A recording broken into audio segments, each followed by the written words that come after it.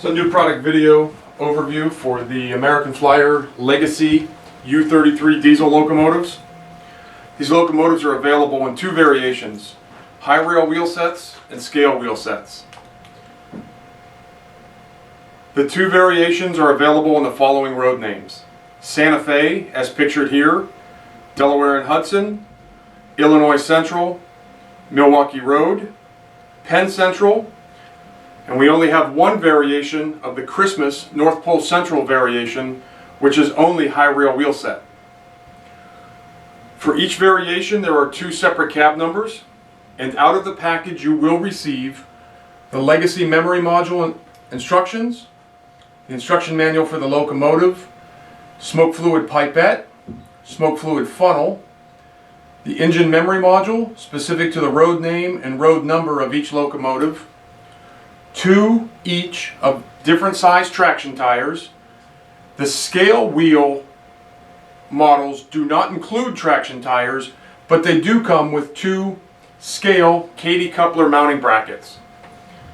These U33C locomotives feature die-cast trucks, die-cast side frames, die-cast pilots, fuel tank, plastic body construction, front and rear coil couplers, LED headlight, marker lamp and cab light interior illumination, fan-driven smoke unit, Legacy rail sounds, and Odyssey 2 speed control.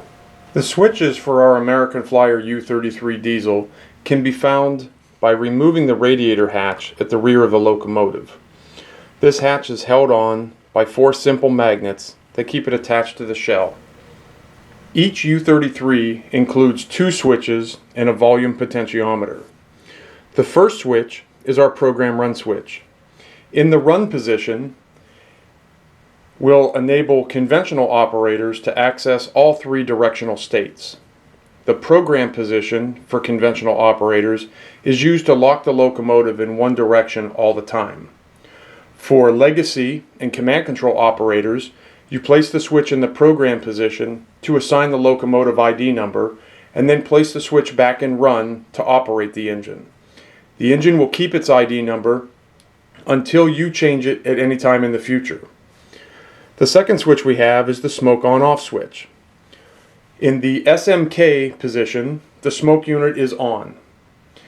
If you're operating with TMCC or Legacy, you can turn the smoke unit on and off using the remote, but the switch must be in the SMK position. Placing the switch in the no SMK position will disable the smoke unit, thus not allowing you to turn it on or off using either one of the remotes. Finally, we have the volume potentiometer. The volume pod allows you to control the master volume of the locomotive. That pod is mainly for conventional operators to adjust the volume of the engine when running in a conventional environment. For Legacy and TMCC users, you can control the overall volume of the locomotive using either remote.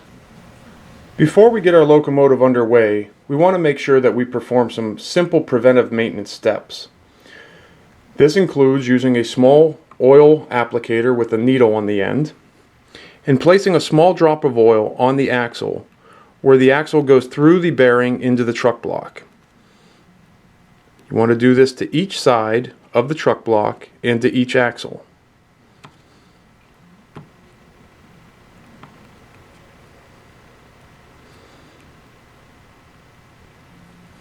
A small drop of oil is all that's necessary.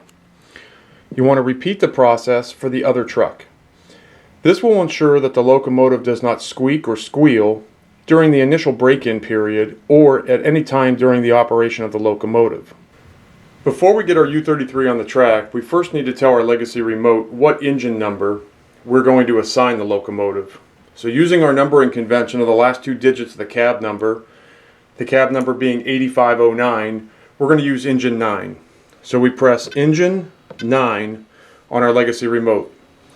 We then take the orange memory module, load it into the top of the remote, and press the info key to access the engine menu. We want to press the button under load, and it tells us a module is inserted. It's the Santa Fe 48186 U33C, number 8509. Load engine data, press the button below yes. It tells us the engine data is loaded, and we have to remove the module to continue. So we take the module out. I'd like to take just a few minutes and explain what this has done for us in our engine menu. Number one, it's already assigned our name. So to go to the next tab, we press the scroll button. It has set our type to Legacy Pullmore Diesel. That is to support the 100 speed steps that this locomotive has. We then press scroll again. It's set our control to Lionel Legacy. And by pressing scroll one more time, we see that it has set our sound as Legacy Rail Sounds. To exit this menu, we simply press the info key, and the road number appears momentarily, and ATSF U33C remains displayed on the top of the display menu. Let's take a few minutes and cover what this has done for us by loading the module. We press engine 9, our cab number appears momentarily, the touchpad is numbers. Once we press the aux 1 key, or the straight arrow button, the icons on the touchpad change. We have volume up, crew talk, manual RPM up, volume down. The black circle is shutdown. If we turn the red throttle and increase our speed, that circle changes to a black triangle, which is emergency stop, which is a whole new set of dialogue communication when the locomotive is running. When the locomotive is stopped, it goes back to a black circle. Once I get it stopped, there we go. Black circle. We have manual RPMs down. Tower comm. The minus is to turn the smoke off. The plus is to turn the smoke on. The R is engine reset. And the two soft keys we have in the right hand corner are Rule 17 lighting on and Rule 17 lighting off. By pressing the speed bar, you'll also notice another set of icons on the touchpad. We have our 6 preset railroad speeds. If you press it quickly, the locomotive will attain that speed. If you press and hold that icon, the locomotive will give you a dialogue. Let off the key, engine will assume the speed, and then give you another dialogue once it's reached that speed. There's tower comm, smoke off, smoke on. There's a bar graph that is directly representative of the labor in the locomotive. The number 1 is roll speed. That's the very first speed step the locomotive will attain. We have effects up and effects down. This is the amount of labor that the locomotive requires when it's running. So by pressing effects up, we see on the top it says labor increase each time we press it. You also see the bar graph raises. By pressing effects down, it says labor decrease, and that bar graph goes down with each press of the button. To get back to the original engine menu, we press aux 1, and we're back to the original icons for the operation of the locomotive. Now before we get our Legacy U33 actually up and running, there's 2 things that we need to do. The first of those things is we need to prime the smoke unit. If you plan to use the smoke unit, I strongly suggest that you prime it.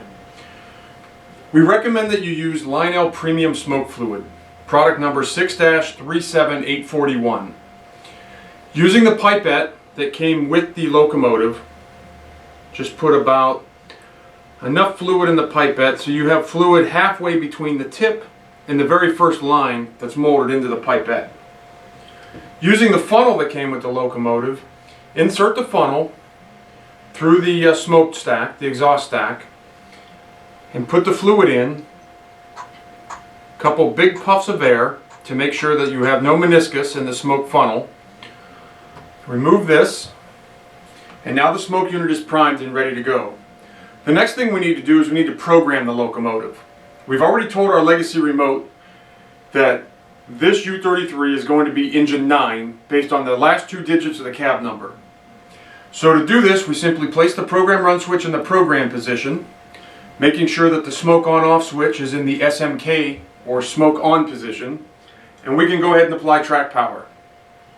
Now, using our Legacy remote, we're going to press engine 9 and the set button. After we press set, or while we're pressing set, the horn on the locomotive will blow. This confirms that the locomotive has taken the command. We can now at this point place the switch back in the run position and go ahead and replace the hatch on the top of the locomotive. Now go ahead and turn the volume up here. It's important to note that this locomotive actually has two different volume controls. Using a legacy or a Cab 1 remote, you can control those two volumes. The first one is by pressing the aux 1 or straight arrow button and then using the volume down icon on the touchpad. This will lower the prime mover sounds but not affect the horn or the bell. The other control that you have is the global volume control. And the way that you control that is you blow the horn and then you use the volume down button on the touchpad and you hear that bell each time that we hit the volume down key until ultimately the volume goes down to nothing. And now I've shut the overall volume down, which is my background sounds or prime mover sounds and the horn and bell. So I'm blowing the horn now and I can hear nothing. To raise that volume back up, toot the horn once and then press the volume up button on the touchpad. And each time you do that, you'll hear a bell.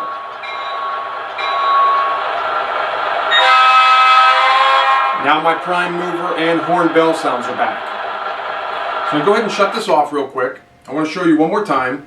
When we first apply power, the only thing that comes up on our locomotive are our number boards, front and rear, are the only thing that's illuminated. Nothing else is on. No headlights, no cab light, no sounds, and no smoke. And the locomotive will stay this way until we address it. Now that we've addressed it as engine 9 on our Cab 2 or legacy remote, we can press engine 9. And using that startup button in the lower left-hand corner of the touchpad, I'm going to press and hold it so that you can hear the dialogue that occurs just before the startup sounds. Dispatcher here. Do you copy? Over. Roger that. Please start up and stand by for track orders. Copy that, dispatcher. We'll get up and running. Out.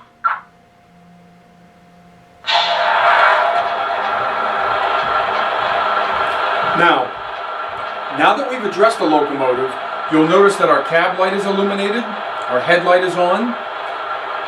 What you can't see back here are red marker lamps are on as well, as is the smoke unit and the sound system. So I'll go ahead and blow the horn for you so you can hear the horn on this engine.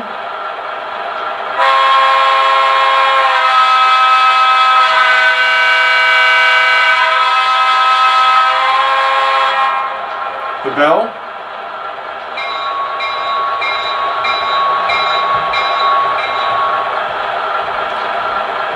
The smoke unit's already on. I'm going to go ahead and run through all 8 notches of the sound system.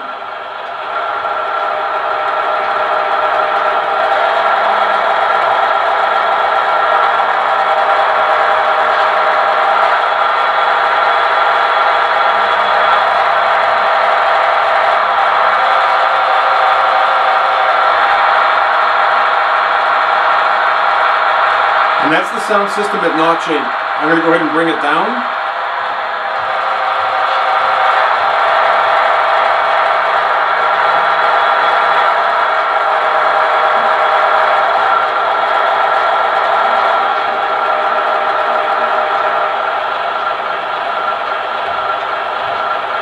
And now we're back to idle. Now, if you use the Rule 17 icons in the lower right-hand corner of the touchpad, basically what that's going to do is Rule 17 lighting enabled means that the headlight is going to be dim when it sits at idle, and when it begins moving it's going to get brighter. If Rule 17 lighting is turned off, then the lights will actually be the same intensity whether it's moving or it's sitting still.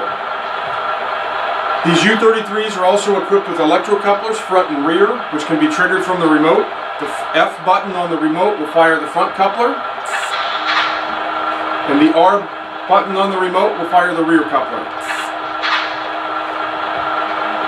And go ahead and get the locomotive moving. So you can see that the cab light does go out when the engine begins rolling.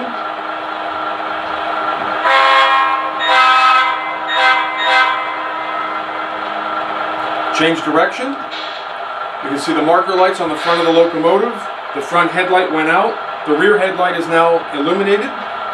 Change direction again. Now, These American Flyer Legacy U33s are equipped with what's called sequence control.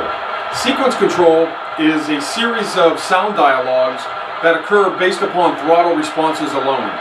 And what's nice about it is you can get this locomotive running on your layout in sequence control mode, and the engine will run around the layout, tooting the horn, playing the tower comm and the crew talk, etc., etc., while you're busy controlling another locomotive or accessories or working on another area of the layout.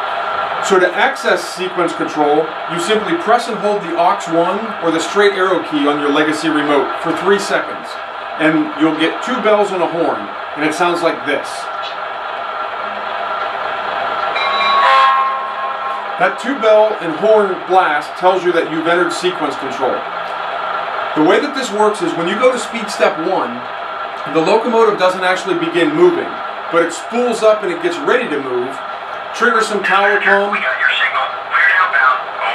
and crew talk sounds, and then once you turn the throttle to speed step 2, the bell will come on and the engine will begin moving. The bell will stay on until you pass speed step 23, at which point the bell will turn off, and so on and so on. So let me go ahead and run through this for you. So here's speed step 1. Notice our cab light is still illuminated. Now we're going to go to speed step 2.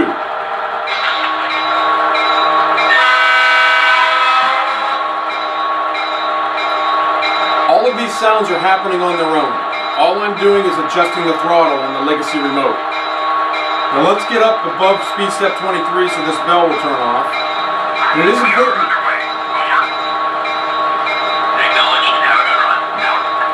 It is important to note that you are able to manually control these sounds on your own, even when you're in the sequence control mode. So if I wish to blow the horn, I certainly have full control over the engine from the remote. Now I'm going to go ahead and make a sudden change to the throttle so that you can see and hear what happens.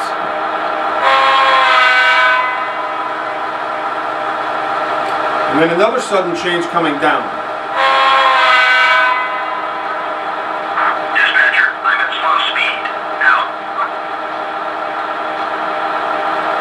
So, the longer you run the locomotive, the more sounds that will play. It'll give you a random grade crossing sequence, 2 longs, a short and a long, horn blast, tower comm will play.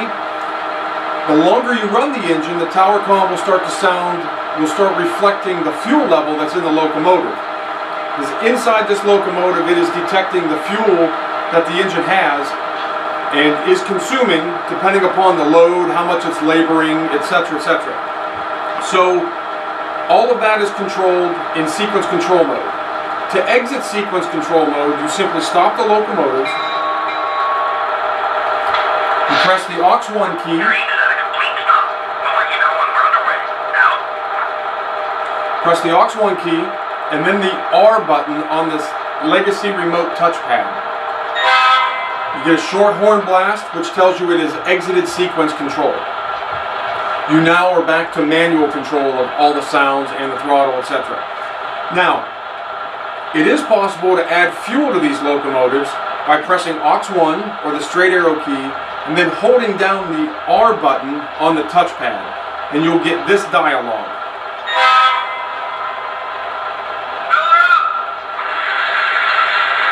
This sound will play as long as you hold down the reset button on the touchpad, and once you let off, this dialogue will play.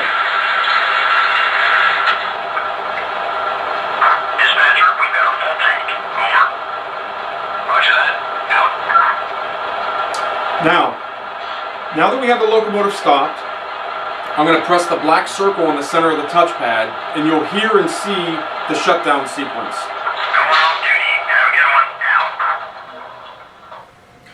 So once we go through shutdown sequence, the cab light turns off, headlight turns off, marker lamps are off, smoke unit and sound system are off, and the locomotive sits on the track just the way it did when it initially got power before it was addressed. To get the sounds to come back alive again, you simply address the engine, engine 9, and we're going to use that power button in the lower left-hand corner of the touchpad. And the sounds come back up, and the engine's ready to operate. I will note that the performance of these U33Cs on the low end is greatly improved over the initial run. The low-speed performance on these new U33Cs is really quite spectacular. And I'd like to take this engine off the rollers just to show you that real quick.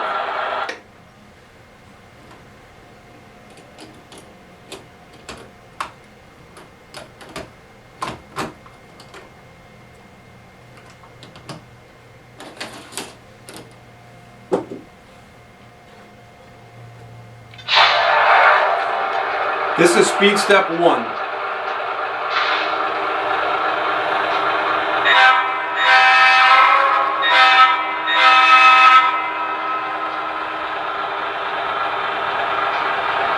Very slow and very smooth. The locomotive will maintain this speed regardless of track conditions or load whenever it's being operated in a command environment. Of course, conventional operation will require a little more track voltage, so it won't maintain that slow of a speed. But with Legacy or TMCC, this is what you can expect out of these American Flyer U33Cs.